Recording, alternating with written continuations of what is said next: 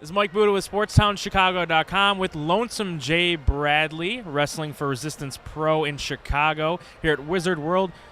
Dorkfest, Nerdstock, yeah, there's plenty of names for it. How are you getting through this weekend? Here, they're nerds. Is it the alcohol? No, they're just nerds. They just, it's like they part the Red Seas when someone like me walks by. Like, I just kind of shove them out of the way, or they just kind of scatter. The only bad part is when the nerd stink comes into play. So that's like kryptonite to me. Did you bring a lot of cologne? No, but the geniuses at Marvel marketed a perfume and a cologne. So, like, when, the fat SOBs that stink walk by, they just slap them with these stickers that smell like the cologne. We're right next to that booth. Well, so then you don't have to suffer the nerd stink as much. But whatever. These fans, they come see me wrestle, so I appreciate it, but just bathe, guys. You might get laid. So does that mean you're not liking your first experience at Wizard World? Oh, this isn't my first experience. Trust me. Like, I'm an undercover nerd. Like, I love me some comic books and some video games, but, I also find the shower and the occasional woman and brush my teeth in between the occasional women. So, yeah. Well, Resistance is coming up on their year anniversary. How do you think they've done so far in their first year in Chicago?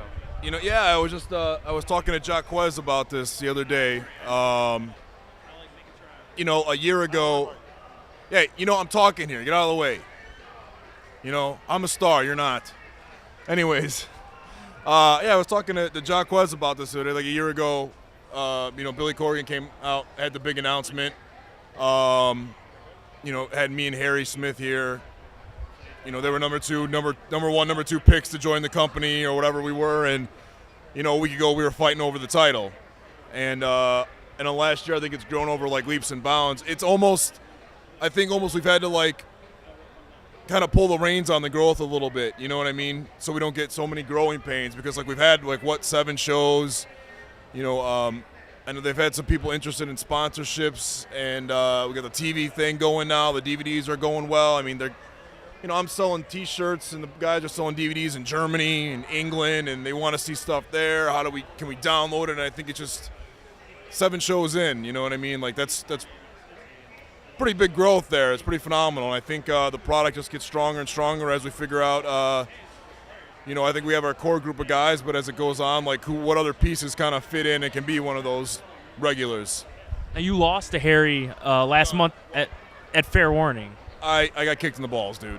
You got kicked in the balls? I got kicked in the balls and then powerbombed. So if we're going to talk about losing, let me kick you in the balls, and then we'll see how you feel like going on after that, especially from a guy like Harry who's like 250 pounds and, Muay Thai kicks. So there's kickboxing. So, I mean, yeah, I lost. I don't think it's the last time they're going to see me and Harry kind of butt heads. It wasn't the first time. I think our careers have kind of paralleled each other and crossed here and there in the last few years. But, I mean, come on.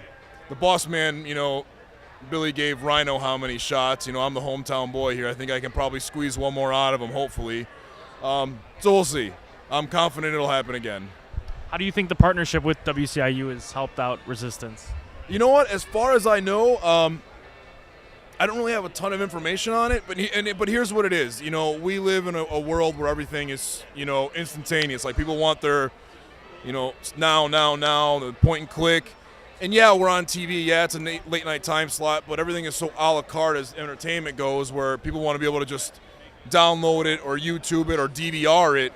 So it's opening the door to more people. I'm going to check this out. On YouTube, it had like over 1,000 something hits in a few hours when they put the episode up like a week later or whatever. That's probably all over the world, but again, that's people who might not have seen me do what I do prior. So again, that's just going to help the growth and then the recognition of the brand. So well, what do you have to say now for the people who are, you say, making up the rumors about you being in Aces and Eights? If I had $1 for every time someone's asked me that in the last 2 weeks when I was at Resistance, last show, I did a match for Dragon Gate the following week or that same weekend, and even today, like if I had $1 for every time, I could probably match Billy Corgan dollar for dollar, at least for a night. I'm not going to say maybe all of it, but or maybe CM Punk. I don't know. That's another story though. No, I haven't heard. I did a match for TNA a couple months ago through some old business acquaintances of mine. Al Snow was a coach of mine. He's in TNA now, obviously. Last I heard, they were greatly impressed with me. They liked what they saw. They just said, hey, we need to find room on the roster for someone like you and some TV time. Whether they call tomorrow or they call 6 months from now. It's wrestling. So it's all timing and it's all right place, right time. So Where do you think those started, and where do you think those came from? I don't know. I mean, I'm a big 6'4", 250-pound guy with a rugged look. I mean, get your balls off me. Anyways, and I think my look and the way I wrestle fits that rugged image that I think these guys have. I mean, to be honest with you, like I grew up around a bunch of bikers. Like I have family who rode with the Outlaws. Family barbecues were, tattoos and Harley Davidson. So like that was what I always kind of patterned my look after. Like as you can see, like the tattoos I have, or like my T-shirts, my tights, everything like that. I kind of have that little bit of a flair to it. So I think that people just kind of put two and two together. You know what I mean? Hey, if they want me to be a part of something, awesome. You know what I mean? Cool. We'll see what we can do. But yeah, man, that's about all I got on it.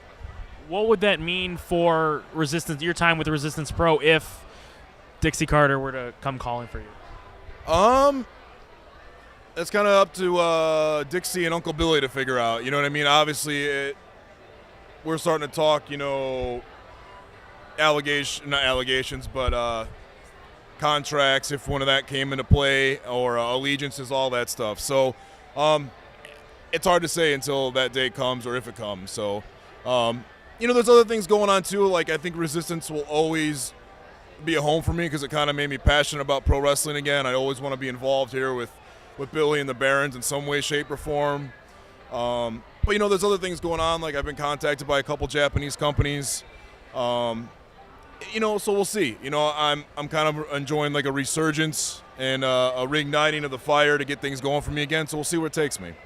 You said you weren't as passionate before. Why do you think that was? I got burnt out, man. I was with WWE for almost 4 years, and they kind of consume your life.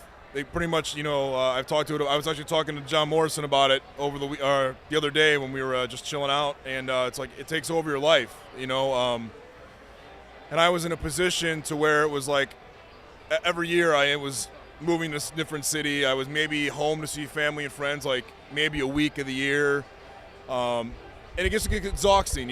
Get up, move here, move there, go here. Cut your hair, grow your hair, gain weight, lose weight. It just took a toll on me, I think, physically and mentally, where after I was done with it, I was spent. I was burnt out. So, taking time away and kind of getting refreshed and, reloaded, so to say, it was the best thing for me. Well, thanks to Lonesome Jay Bradley from Resistance Pro. Hopefully you get another title shot against Harry Smith later on. But from Wizard World, I'm Mike Buda.